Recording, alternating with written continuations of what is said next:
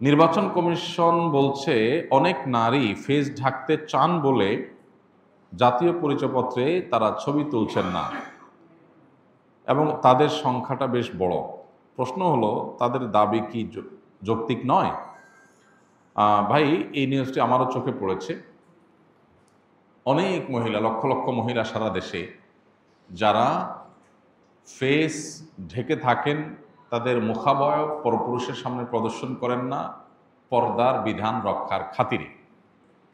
এখন তারা যদি কেউ বলেন যে আমরা জাতীয় পরিচয়পত্র এনআইডি এটা করতে চাই কিন্তু আমাদের ফেস দেখাতে চাই না, তাহলে এখন তাদেরকে যেটা করা হচ্ছে, আমি যতটুকু জানি, তাদেরকে বলা হচ্ছে ঠিক আছে, না ফেস না দেখাইলে আপনার এনআইডি হবে না। এনআইডি না হওয়ার কারণে তিনি ভোট দিতে পারবেন না।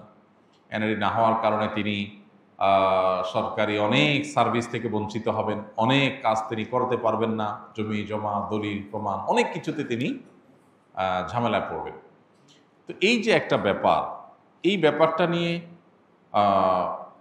আমার মনে হয় না আমাদের সমাজে যারা সুশীল দাবি করেন তারা পজিটিভলি কখনো ভাবেন। অথচ চিত্রটা যদি উল্টা হতো, আমরা সে আলাপ পরে আসতেছি যে এটা দাবিটা যৌক্তিক না অযৌক্তিক, এই বোনদের, আমাদের এই মহিলাদের। এখানে যদি চিত্রটা উল্টা হতো যে অন্য কোনো সংখ্যালঘু, অন্য কোনো ধর্মের মানুষ যারা সংখ্যায় কম এদেশে, তাদের কারোর ধর্মীয় কারণে তারা ছবি তুলতে চাচ্ছেন না, তাদের ধর্মের নিষেধ, এই জায়গা থেকে তারা এটা করতে চাচ্ছেন না, এরকম যদি হতো তাহলে সেক্ষেত্রে কি হতো? সেক্ষেত্রে আমাদের সুশীলটা দেখা যেত এটার সপক্ষে বিরাট বড় আন্দোলন তারা গড়ে তুলতেন যে ধর্মীয় অধিকার রক্ষা করতে হবে সংখ্যালঘুদের, অতএব তাদের অধিকার রক্ষা করার জন্য তাদের জন্য ছবি ছাড়া এনআইডি করার সিস্টেম চালু করা হোক, এরকম ব্যবস্থা রাখা হোক যে তারাও যেন বঞ্চিত না হয়। তিনি তার ধর্ম পালন করতে চাইবেন, সেটা সেই চাওয়া পূরণ করা উচিত, এটা তার সাংবিধানিক অধিকার।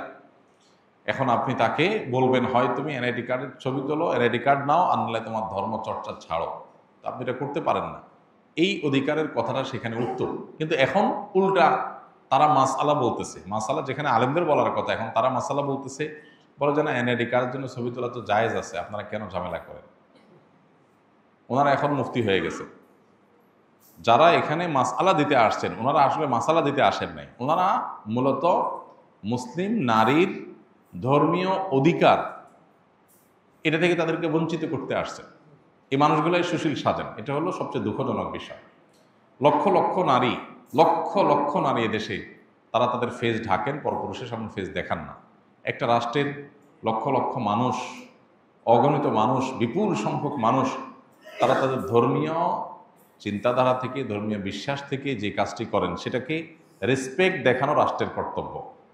যদি সেটা রাষ্ট্র না করে তাহলে তাদের ধর্মীয় অধিকার, ধর্মীয় স্বাধীনতা, তাদের ধর্মীয় যে সংস্কৃতি আছে সেটার প্রতি শ্রদ্ধা দেখানো হলো না। এটা ভিন্ন আলাপ যে তাদের এটা কি বাড়াবাড়ি নাকি এটা শরিয়া, এটা কিন্তু কালচার হিসাবে আপনি দেখেন, সংস্কৃতি। এদেশের অনেক লক্ষ লক্ষ মেয়েরা তারা যুগ যুগ ধরে এই সংস্কৃতি ধারণ করে আসছেন, তারা ফেস ঢাকেন, পরপুরুষ সামনে ফেস দেখান না। তো এই সংস্কৃতিটাতে এই মাটির মানুষ ধারণ করছেন যুগ যুগ ধরে, সেটার মধ্যে রেসপেক্ট দেখানো আপনার কর্তব্য। পৃথিবীর অন্যান্য উন্নত দেশে জনগণের চাওয়াকে এত রেসপেক্ট করা হয়, এত গুরুত্ব দেওয়া হয় যে জনগণের বিপুল সংখ্যকের কোনো চাওয়ার বিপরীতে কখনো কোনো আইন, কোনো সিস্টেম তারা হতে দেয় না। তো আমি আশা করব এখানে যে সমস্ত বোনরা তারা ফেস ঢাকতে চান তাদেরকে সে অধিকার দেওয়া উচিত, এবং তাদের আইডেন্টিটি যদি কোথাও নিরূপণ করা কঠিন হয় তাহলে সেক্ষেত্রে বায়োমেট্রিক পদ্ধতি থাকবে, আরও বহু পদ্ধতিতে তাদের আইডেন্টিটি যাচাই করা যেতে পারে, সে অপশন থাকা উচিত। এটা তো দূরের কথা, আমাদের অনেক বোনরা আছেন, আমি জানি যে বিভিন্ন জায়গায় তাদের ছবি তোলার জন্য একজন পুরুষ লোক বসায় দেওয়া হয় এবং বাধ্য করা হয় একজন পুরুষ লোকের সামনে তাকে ছবি তুলতে হবে। এটা কিভাবে গ্রহণযোগ্য হতে পারে? যদি কোনো নারী ছবি তুলতে রাজিও হন আর তিনি পরপুরুষের সামনে নিজের ফেস দেখাতে রাজি না, তাহলে একজন মহিলা অফিসার দিয়ে, একজন মহিলা মানুষ দিয়ে ওই মহিলার ছবি তোলানো উচিত। এতটুকু রেসপেক্ট যদি মানুষের ধর্মীয় কার্যক্রমের প্রতি না থাকে তাহলে এটা আমাদের জন্য লজ্জা জাতি হিসাবে, এর চেয়ে বড় কিছু নাই, এর চেয়ে বলার কিছু নাই। দুর্ভাগ্যজনক যে অনেক জায়গাতেই এই সংবাদগুলো আমরা শুনতে পাচ্ছি যে অনেক মেয়েরা তারা ছবি তুলতে রাজি, কিন্তু পরপুরুষের সামনে তুলবেন না, কিন্তু তাদেরকে বাধ্য করা হয়, এছাড়া অপশন নেই। তো এটা অবশ্যই অগ্রহণযোগ্য, এগুলোর বিরুদ্ধে আমাদের কথা বলা উচিত এবং দীর্ঘদিন পর্যন্ত দিনই চর্চা করাটা এই দেশে নানাভাবে একরকমের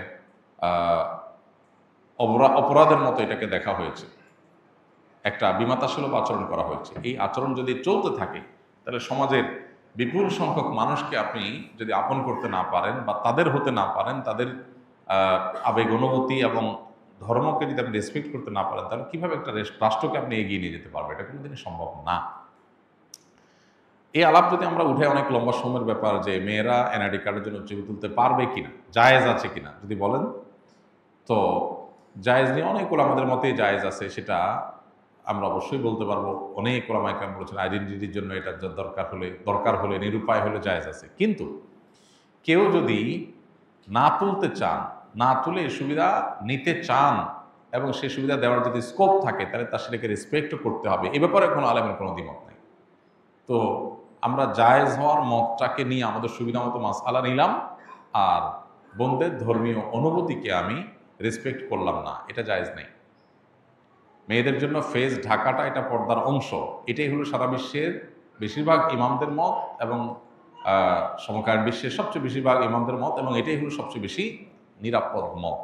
অতএব এই ব্যাপারে কোনো সন্দেহ নেই যে ফেস মেয়েদের ঢাকাটাই হলো পর্দার অন্তর্ভুক্ত। যারা ফেস খোলাকে জায়েজ বলেন অনেক আলেম আছেন, তাদের সংখ্যা আজকে পৃথিবীতে বিভিন্ন দেশে যদি আপনি তুলনা করেন তাহলে দেখবেন অনেক কম।